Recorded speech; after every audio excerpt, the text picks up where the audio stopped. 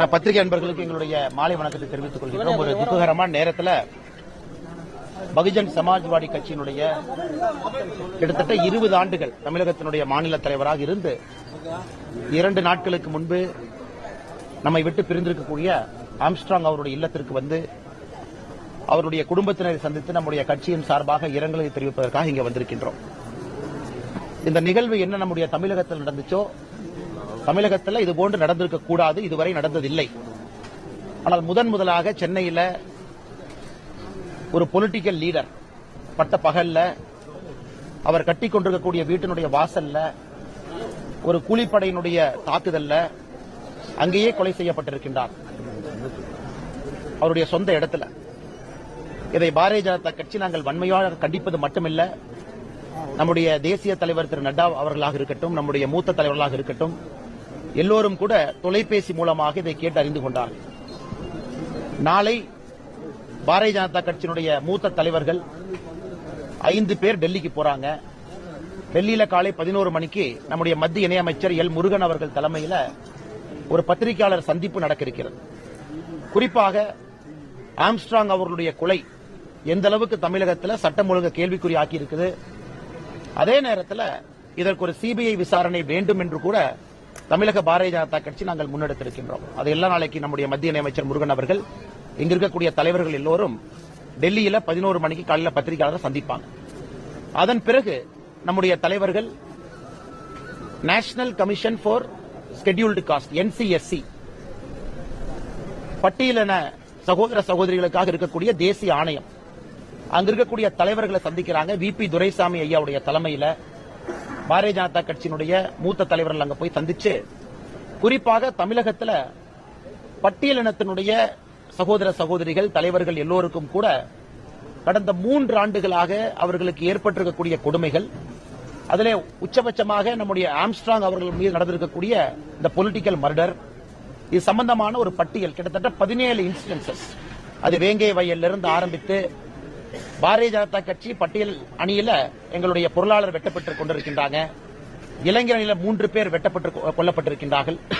தமிழகத்தில் இது போன்ற 17 நிகழ்வுகளை சுட்டிக்காட்டி நேஷனல் கமிஷன் ஃபார் ஸ்கெட்யூல் கமிஷன்ல நம்முடைய தலைவர்கள் முறையிட்டிருக்கின்றார்கள். சேர்மன் அவங்க தமிழகத்தில் ஏன் இது நடக்குது என்பதை ஆராய்ந்து அதற்கான உடனடி தீர்வு எடுக்க வேண்டும் என்று நாளைக்கு சாயங்காலம் 5 மணிக்கு நேஷனல் ஹியூமன் ரைட்ஸ் கமிஷன் அதனுடைய சேர்மேன முன்னாள் சுப்ரீம் கோர்ட்டினுடைய நீதியரசர் அவங்கள மறுபடியும் VP துரைசாமி அவர்கள் தலைமையிலான குழு NHRC சந்திச்சு அவர்களிடமும் கூட இதே விஷயம் சம்பந்தமாக முறையிட்டிருக்கின்றோம்.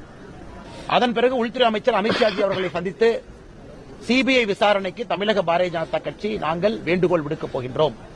காரணம் சித்தாந்தத்திலே நேர் எதிராக இருந்தாலும் கூட, அவர்கள் எங்களோடு கூட்டணியில் இல்லை என்றாலும் கூட, இது நடந்திருப்பது பாரதிய ஜனதா கட்சியால் ஏற்றுக்கொள்ள முடியாது, தமிழகத்தில் யாரும் கூட ஏற்றுக்கொள்ள மாட்டார்கள்.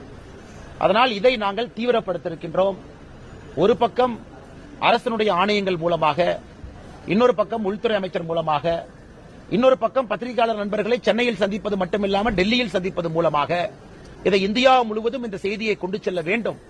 ஆம்ஸ்ட்ராங் அவர்களுக்கு முறையான ஒரு தீர்வாக நியாயம் கிடைக்க வேண்டும் என்பதிலே எங்களுடைய தேசிய தலைவர் JP நட்டா அவர்கள் உள்ளிட்ட நாங்கள் அனைவரும் இதிலே தீவிரமாக இருக்கின்றோம். அதே நேரத்தில் இந்த விஷயத்தை பொறுத்தவரை இந்த நடந்து முடிந்திருக்கக்கூடிய சம்பவம், கூலிப்படை வந்தது, ஒரு உணவு கொடுக்கக்கூடிய பணியாளர்களாக வந்தது, அதன் பிறகு மின்னல் வேகத்தில் நடந்திருக்கக்கூடிய சரண்டர், அதன் பிறகு ரிமாண்ட், இதெல்லாம் பார்க்கும் பொழுது இது யாரோ ஒரு கூலிப்படையில் இருக்கக்கூடிய கொலையாளிகள் ஒரு கல்யாணத்தில் விருந்து சாப்பிட்ற மாதிரி வந்திருக்கிறாங்க. உண்மையை சொல்ல வேண்டும் என்றால் நேரத்தை குறித்து இதெல்லாம் ப்ரீ பிளான்டா டிசைட் பண்ணி இந்த நேரத்தில் நாங்க பண்றோம் என்ட்ரி எக்ஸிட் ரூலை செக் பண்ணி அதன் பிறகு அந்த கொலையை நடத்திவிட்டு அதன் பிறகு மின்னல் வேகத்தில் அசம்பிள் ஆகி ஒரு காவல்துறை அதிகாரி அலுவலகத்துக்கு சென்று சரண்டர் ஆகி, இதெல்லாம் பார்க்கும் பொழுது இதுல கான்ஸ்பிரசி என்ன நடந்திருக்கு, யார் இதற்கு காரணம், இதற்கு பின்னால் யார் இருக்கிறாங்க, பொருளுதவி செய்தது யார், இது பொலிட்டிக்கல் மர்டரா, இதெல்லாம் கூட ஆராய வேண்டிய நேரம் இது. அதே நேரத்தில் நாங்கள் தொடர்ந்து சொல்லிக் கொண்டிருப்பது தமிழகத்தில் சட்டம் ஒழுங்கு அதல பாதாளத்தில் இருக்கு, மிக மோசமா இருக்கு. அது சென்னை இன்னைக்கு கூலிப்படைகளுடைய தலைநகரமாக மாறி இருக்கு.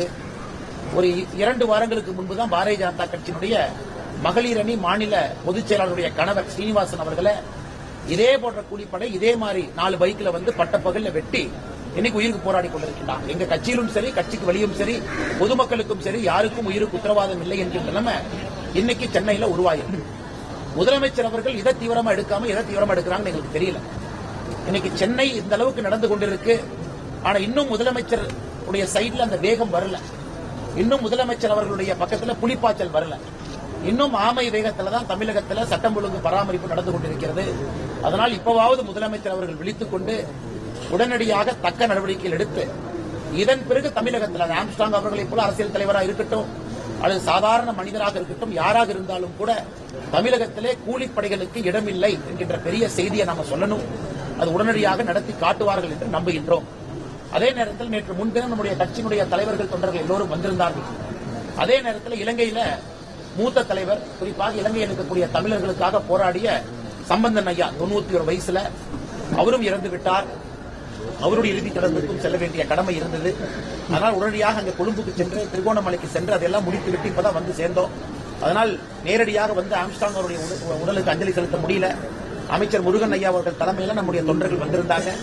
இன்னைக்கு நான் வந்து அவருடைய மனைவி அவர்களை, அவருடைய ஆதரவாளர்களை சந்தித்து கட்சி உங்களோடு என்றும் இருக்கும், அரசியலை தாண்டியது, அரசியலுக்கும் எந்த சம்பந்தமும் இல்லை.